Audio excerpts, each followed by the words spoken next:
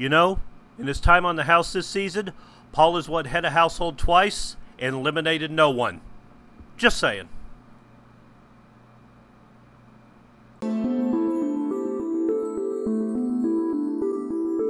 Hello everyone, I'm Dan the Man, and these are my thoughts for what happened this week on Big Brother.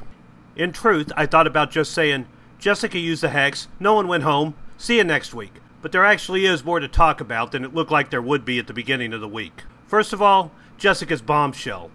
I'm not sure how good of a move it was. On the one hand, blindsiding everyone and not letting them know about the hex would have made awesome TV for sure, but the fireworks it would have ensured probably wouldn't have helped Jessica or Cody any. Also not sure about Jessica being so vague and if that helped her out. I get what she was trying to do.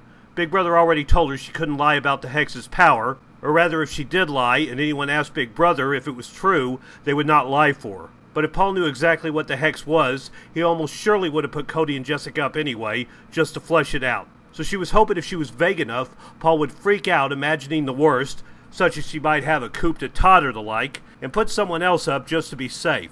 Paul did briefly toss the idea of just putting up Mark and Elena, but in truth putting them up would have just upset two more people, so Paul did what most people would do in this situation.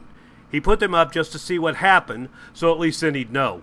Jessica trying to spook him was probably the only play she had at that point, but not surprisingly, it didn't work. What was interesting was Jessica almost didn't use the hex, and make no mistake, she was not telling people she might not use it as some kind of mind game. She was genuinely considering not using it. Cody had been talking about wanting to give up and let Jessica not use it, which sounds like victim noises to me, but that's a whole other thing. And Jessica was not in favor of him doing it most of the times he said it, which was a lot more often than what we saw in the episodes. So Jessica was starting to think if Cody wanted to go home that bad, maybe she should just make a deal with Paul and hope for the best. As we saw, Jessica eventually did decide not to use it, and even though Paul knows she would be stupid to, he still couldn't handle not getting his way and rallied the troops. Now, if you don't have the feeds, you might have wondered what having everyone torture Jessica and Cody because Jessica didn't use the hex would have accomplished. It sure wasn't going to get her to trust them and use the hex after all. Well, not surprisingly, the editors covered for what truly happened that night the house exploded on Jessica and Cody, but for anyone not following the feeds, I'm going to blow it all wide open. The plan behind all of the attacking and tormenting Jessica and Cody was that Paul, being the control freak he is, decided if you can't beat him, drive him out of the house. And the whole house sat and carefully plotted the nastiest things they could say and how to piss off Jessica and Cody as much as possible. Things like having Raven pretend to cry so that they could then attack Cody for making Raven cry.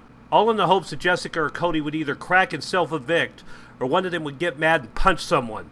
Thus Big Brother would have to remove them. And that's not me making assumptions either. That is specifically what Paul said they needed to do. He coached everyone on what the best option was, telling them to do things like calling Cody a coward, to say things that were basically fighting words, and anything else he could think of to make them lose it.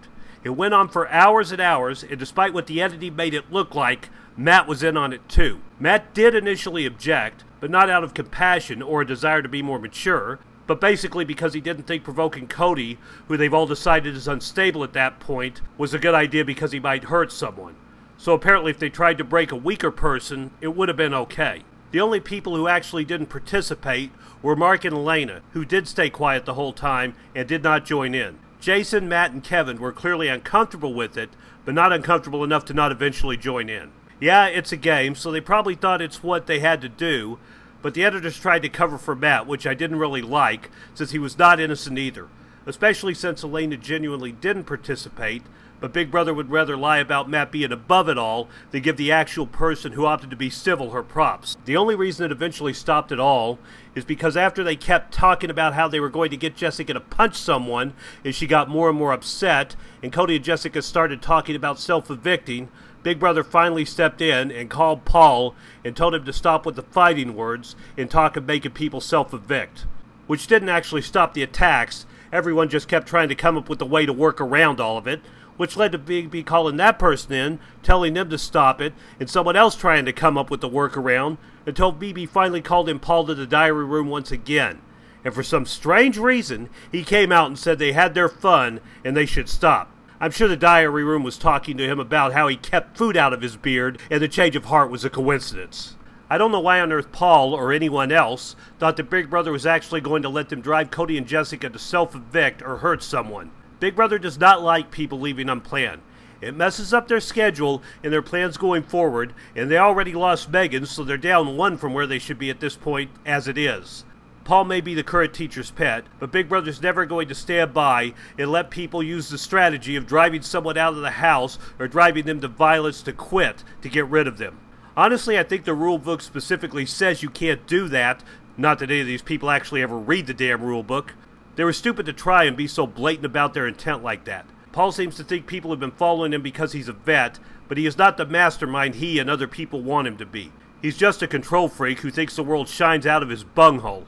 Oh, and while I'm talking about the fight, the argument Alex had about Jessica stealing her cat ears on day one, Jessica didn't steal them. Raven did. That happened before the feeds went live, but Raven and Elena were talking about it, and on day one Raven, claiming it was a joke, apparently hid Alex's cat ear thing she wears and poured her coke out. Alex was pissed, and Raven didn't own up to it and let Jessica take the blame, and once again, Alex believed the wrong person about Jessica. Raven was the one who did it and has not had the guts to own up to it and has been letting Jessica be blamed for it, which is actually one of the reasons those two don't like each other, despite my love triangle theory. That's the other reason they don't like each other, by the way. Honestly, I think it's ridiculous a month later Alex is still so pissy about the whole thing, but it annoyed me that they edited it to make it seem like Jessica did something she didn't do.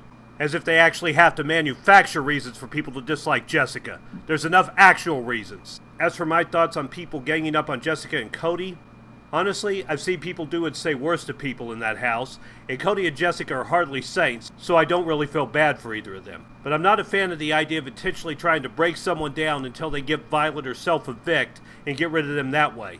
It's a dirty way to play, and I got little respect that anyone just went along with it because Master Paul told them to. These people are going to look back and regret they fell into BB Mob mentality that badly. So moving on, not much to say about the veto. Paul made everyone we saw compete in the Temptation compete because he is a control freak and wanted Mark to not be safe. Not that it worked. But once Jason went up, Paul was right there to take Jason down. It didn't matter much as either Cody and Jessica were going home or no one was going home. But game-wise, it was good for Paul to take Jason down after Jason took one for the team, even if it ultimately didn't amount to anything. So, the halting hex. As we saw, Jessica used it and no one went home. Not a huge surprise to anyone, but was it the right decision? Well, some argue Jessica keeping Cody in there and not letting him go cost her $500,000 over a guy she met just over a month ago, and that she should have used it. But I disagree. Yes, Cody coming in likely did kill whatever progress Jessica made the week he was gone, but that's all over and done with now, and clearly no one wanted to work with her, so while she would have been safe next week, it likely wouldn't have helped her get anyone to want to work with her. So her best bet, in my opinion, was to keep in the one person who had her back and wouldn't put her up, and was good at comps, and hope they could avoid going home long enough for something to happen, or someone to go up and shake up the house enough to give them some kind of opening or get the target off of them and onto someone else. Will it work? Probably not, but Jessica being in there alone in the city duck was not really a better option. She would have actually been better off if Cody hadn't won his way back in, but she can turn back time, so she has to work with what she has and try to make the best of it. So after no one went home, the head of household happened. And Josh won, and I cried. Josh is probably going to be insufferable as head of household, and given how he's under Paul's thumb, I'm not expecting any big shakeups. Paul will want Josh to put up Jessica and Cody, and if either go up, they will probably go home. Although since writing this, the noms and safety competition have happened.